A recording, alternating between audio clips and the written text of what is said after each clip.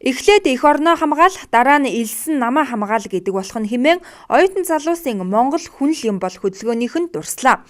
Учир нь нам эвсэл гэж Монголын залуус хэдэн хэсэгт хуваагдан намын үзэл бодол, чиг баримтлалыг хамгаалахын тулд таалуулан талцаж байгаа нь эх орны ирээдүйн хөгжилд сөргөөр нөлөөлнө гэдгийг сануулсан юм а.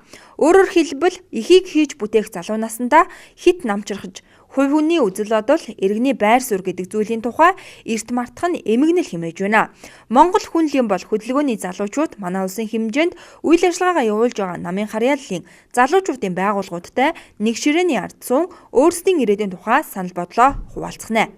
Монголчууд залуучууд биднийг болохоор дээгүүрийн хүмүүс ингээ хоорондоо маш их маргалдаг. Зүгээр энэ бол улс төрийн тоглоом. Гэтэл энийгээ дагаа залуучууд нь өөрсдөө хоорондоо маргалдаж эхэлж байна. Ерөөсөө бидний залуучууд бол яг аль нэгэн намын бус нам талаас нь харахгүйгээр өнөөдөр их хурлын гишүүдтэйгээ байнга захирал хүргэж харилцаатай ажиллан дээр нь залуучуудыг бид нар намаас татгалзуулж байгаа. Залуучууд өөрсдөө татгалзаж одоо эх 7 хоногийн хэвлэл урал дээр бол баталгаа шатаана. Намын гишүүнчлэлээс татгалзсан олон залуус үнэмлэхээр шатаан өөрсдийн үзэл бодол, иргэний байр сууриндаа үнэнч байхаа энэхүү хөдөлгөөнийхөнтэй нэгдэн илэрхийлнэ гин. За харин тэдний зүгээс нийгэм дүүсээд байгаа нөхцөл байдлын тухай дуу хоолойгоо олон нийт дийл тод байлгаж улсын их хурлын гишүүдэд захидлилгээхээр болсон байна.